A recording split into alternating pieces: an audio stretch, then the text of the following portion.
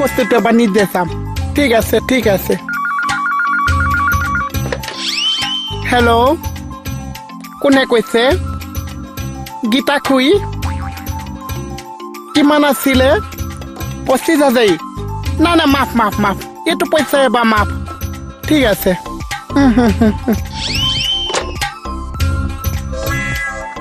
বাবা এটা এমাজি দিম দিবা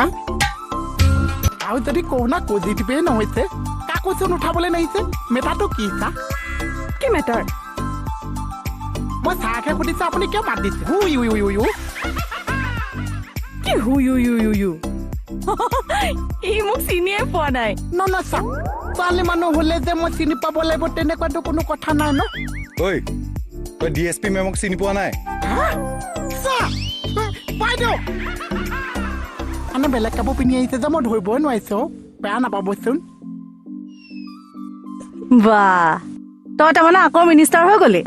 অসমখনৰ কাৰণে অঁ অসমখনকতো মই 1 নম্বৰলৈ লৈ যাম লাগিব তাৰ কাৰণে মই চেষ্টা কৰিব লাগিব মই নিজে দৌৰিব লাগিব মই দৌৰিলেহেতো অসমখন দৌৰিব ন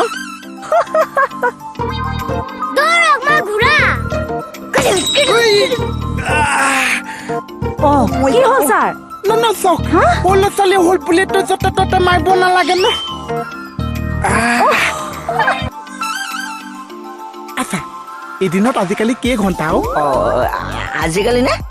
2 ঘণ্টামান কমাই দিলে 22 ঘণ্টা মই হৈছে 22 ঘণ্টা খাই থকা এতিয়া মনে মনে থাকিবি নে ন চক মনে থাকিলেতো নহ'ব ন মই যদি মন্ত্ৰী আপোনালোক মোৰ বন্তি সদায় আপোনালোক জ্বলি থাকিব লাগিব ন কোনো কাৰণেতো মই নাৰী নিৰ্যাতন সহ্য নকৰিম মইতো ব্যৱস্থা ল'ম কোনেনো নাৰী নিৰ্যাতন কৰিলে আপুনি মইতো সহ্য নকৰিম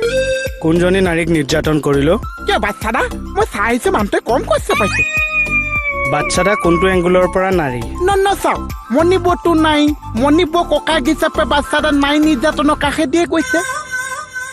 সেইবোৰ ফটোৱা কথা বাদ দিয়ক নিৰ্যাতন কৰিছেতো আপুনি তাকো জেঠেৰীয়েকক নিৰ্যাতন কৰে মোক খুৰা ল'ৰাটো আবেগিক কৰি দিলো সেইবোৰ কি মই নাজানো মুঠতে মই কি বস্তু গম পাই আছে ৰ'ব মুঠতে দুখীয়াটো শাস্তি পাবই লাগিব ন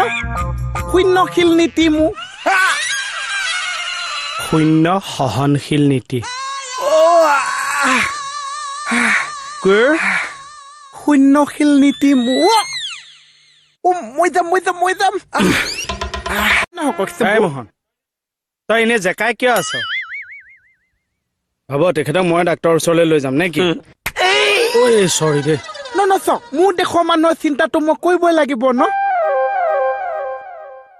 ডক্তৰ চালে মই যাম নে চা কোনো দৰকাৰ নাই ডক্তৰৰ কথা মই চিন্তা কৰিম এৰা যি কৰ কৈ থাক আচ্ছা হেপ মিলি চাক ফোন লগোৱা কিয় মই নিজে কথা পাতিম বাচ্চাদা ট্ৰিটমেণ্ট আজি পাব উঠ নালাগে কোনেও নালাগে